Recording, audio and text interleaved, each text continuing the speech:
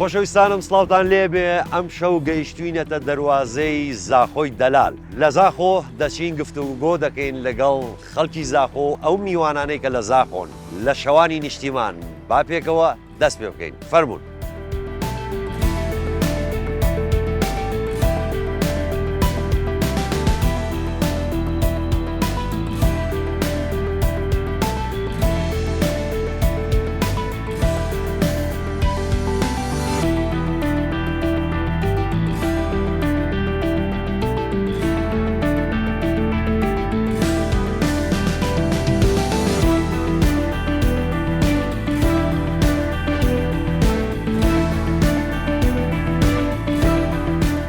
خۆشەویستانم ئێستا گەیشتی لای فردی دەلال لە زاخۆی دەلال کە ئێمە گەیشتین بارانێکی بە ڕەحمەت باری نازان پێوقەمی ئێمە بەخێر بۆچی ئیتر تۆزە سار بۆ ئەم چاکەتەشم کڕی.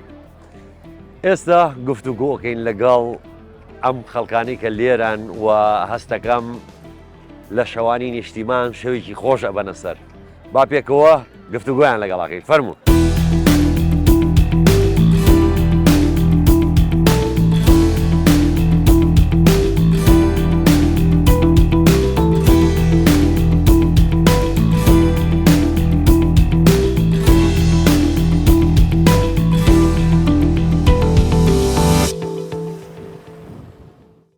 السلام عليكم.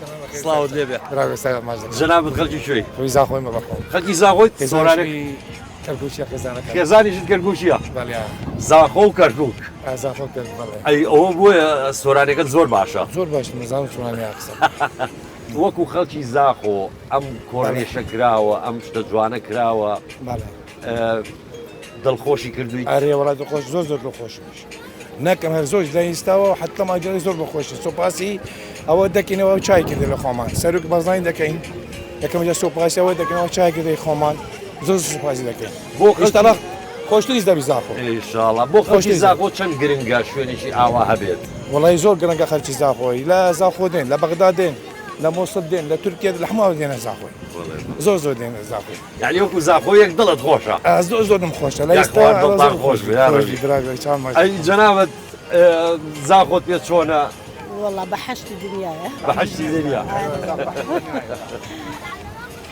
پێت خۆشە جەنابیشت کە ئەمە ئەم شوێنە کراوەتەوە ئەو خەڵکە ئەوە بە ئاسوودەی دێن پیاسە دەکەن شەوێکی خۆشە بەنە سەر ئەی سەربەرزی بۆ زاخۆیەکان ئەزانی چۆن یعنی هەم شوێنی گەشتاریە بەدە بەچی بۆ تورکیاوین شاری ئێمە خۆشتر لە این تورکیاژەکە بێتە واقع حەزەکەی کەرکووکیشمان ئاوای لێبێت ئارێ والله ئازادی بێ ئەی طبعا حەوا هەموو ملەتی کورد وا دەخوازێ ئینشاءڵڵا حەز دەکەین یعنی بۆ بڕی پارەی خۆت لەوە سەرف لە تورکیا سەرف بکەی پارەی خۆت لە سەرف بکە لە ملەتی خۆ سەرف بکە ملەتەکە استفاد بکەین هەم لەو عەماریش لە ئەوە دانیش بۆ پارەکە تورکیا ناخۆشە و زۆر ناخۆشە و تورکیای ئێرە پارە سەرف بکە باشتر بڕۆی تورکیا سەرف بکە پارە ئێستا من لە فێ گەسم خوارد لێرە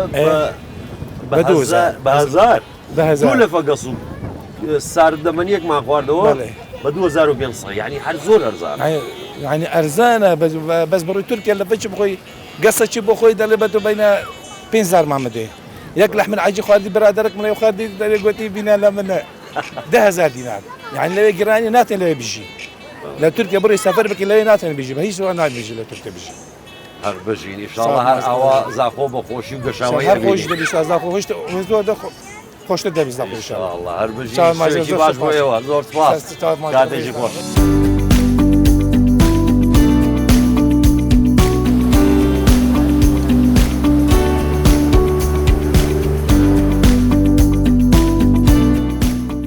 بەم جلە کوردیە جوانە جەنابەت خەڵکی کوێی؟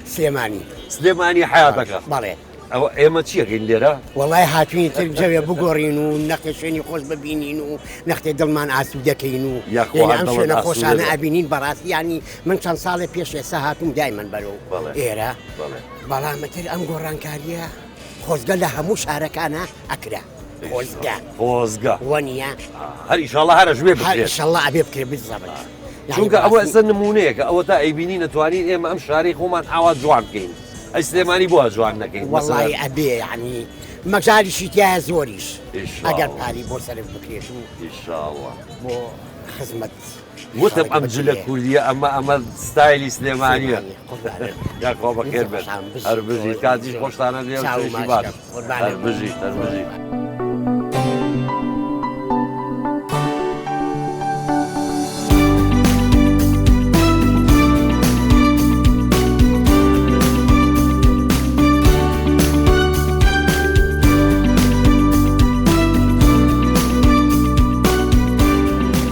السلام عليكم.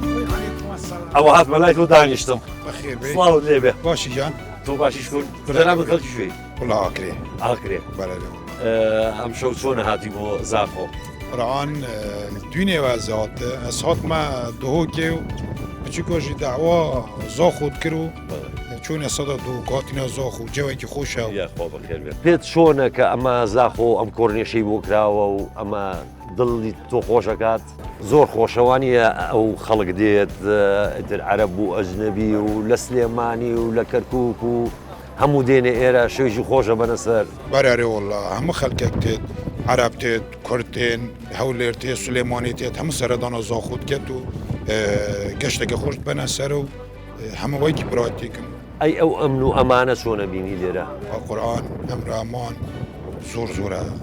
ئەمانەکە زۆرای الحەمدولله ئاسایی سەرێ ئاسایشێ و پۆلیس و دەستگات ئاسایشێ و شوێژی خۆ ئینشاڵڵا ئێمەشە دین بۆ ئاگرێ سەر لە ئێوەش دەدەین هەر دەما بێن خزمەتکارین و دێ خزمەتان بۆ بکەین شوێژی خۆش و هەر بژین و کاتیشی خۆش زۆر سوپاس مەمنون.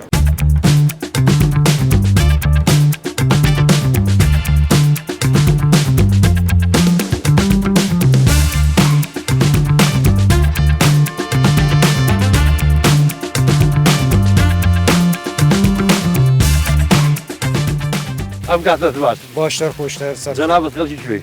ئەمن لە دوو کۆتیمە بوو گەشتیۆریۆ زۆخ و ئەبە چەندێکە خۆشتر لەوەتیە گۆڕاوە لەوەتی گەلک یعنی ساڵت پێشتر و نوکە یعنی گەلە گۆڕینۆکەتیە شلۆی گەشتیۆریڤە ڕوویە پۆقشکردنێڤە دا چەند گرنگە ئێمە شارەکانی خۆمان ئاوا جوان بکەین گرنگی پێ بدەین وڵی زۆر گرنگە یعنی بۆ پۆقژیە بۆ گەشتیۆریە هەم گەشتیۆر سەرداناوێرێتکەن بۆوەکی نسبەتی سەر گەشتیۆرێت عەرەب ji bo jê re diyet Kurdistanê bigreş dû ez xwe xelkê dû kême pême verê Silêmaniyê hevlêrî me ebrûke hevlêrî gelek elvêrê dîtin سلێمانی و کەرکووکی و هەروڵ هەمووی مشکل من elvêrê dîtin nisbetê خوش ji bo şêrê Iraqê jî verê ئەو گەشتیارانەکە دێنیش بۆ ئێرە زۆر باشە بۆ بژانەوەی ئابووری ئەو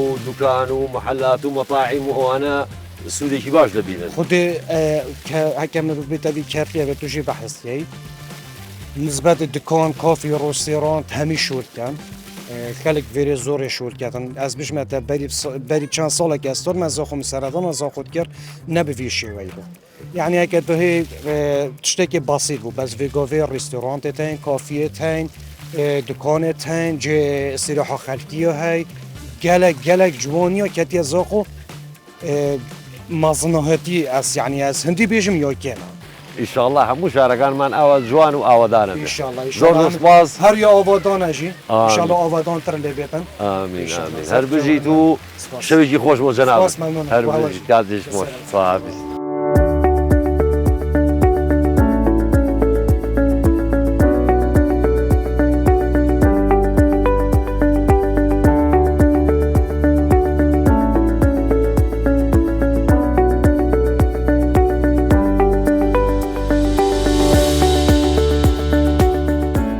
سڵاوتان لێبێ ئەم کاتان باش جەنابتان خەڵکی کوێن؟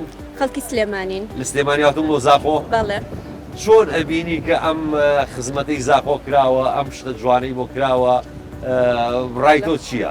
وڵی شوێنێکی خۆشە بۆ گەشتیاران زۆر خۆشە بە تایبەتی لە سلێمانی کە شوێنی وانە بۆ ئێمە زۆر سەرنجڕاکێش و جوانە پێت خۆشە هەموو شارەکان ئاوا خزمەت بکرێت؟ بەڵێ بەدڵنایەوە اینجا زۆر پاکتەمیزە سەرویزی زۆر باشە سەتڵی خۆڵشتی هەمووی لێە زۆر پاکتەمیزە یەکەم جارە دەیت لە زاخۆ؟ بەڵێ یەکەم جارمە هەستەکەی کە جاری کە سەرە دەیتەوە بۆ زاخۆ؟ ئەکید بەدڵنایەوە جەوەکەیم زۆر بەدڵە خواردنیشتیان زۆر خۆشە لێرە خواردن خواردووە بەڵێ چاو خواردنیان و بەڵێ بەڵێ هەرزانیشە ها کرام نییە ئێوەش یەکەم جارە دێن دوم جارمان دوم جار بەڵێ دیارە تۆ ئەوانە تێناوە بۆ ئێرە تقریبا ئێدە باشە پێت ناخۆشە کەواتە مادەم هاتوونەتەوە پێتان خۆشە دەی شەوێکی شاد بۆ ئێوە و هەر لە خۆشییا بن و زۆر سپاس بۆ ئێوە کاتێکی خۆش.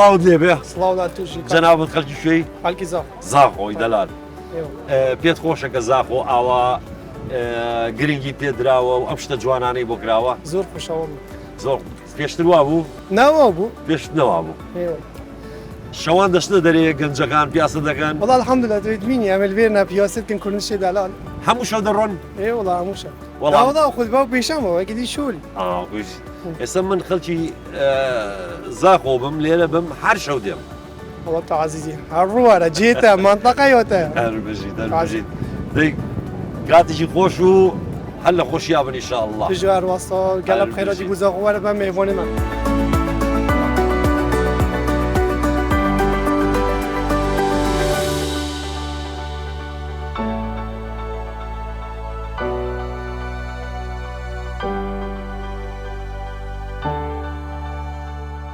سڵاوت لێبێ سڵاو لێ سەرچاو خەڵکی شوێی جەنابەت زاخۆ هەستە چۆنە کە زاخۆ ئاوا گەشاوەتەوە و ئەو هەموو خەڵکە لە کوردستان و لە دەروی کوردستانیش ڕوو دەکەنە زاخۆ و ئەم جوانیە دەبینن والله زاخۆ بەێ گەلە خۆشە بەخیر بین سەرچۆوە دەستپێکی ئەم سوباسیا هەر کەسەکەتکەن و بەخیر بین بوونا باژاری زاخ و گەلە بەدل بیا و گوهرنی جدا و سەرداهاتینە و بەرینە و سابوو ناوڵە بەرێناوەسەی gelek hatiye gorantır. بله بله و هیچ دید گارانتر البره قناخو دویا کرنشی بکوت کاری و بشلا زاخوشک برف دماهی که و چاوشی که جان بید یعنی سخل کی زاخو دلی خوشه بابا گله گله یا خوارا دورو بری زاخوش دلی ما خوشه آره والله من لسلیمانی و دلم خوشه باویجا یا خوارا و دل ما خوشه gelek سپاس شو باش کاتجی خوش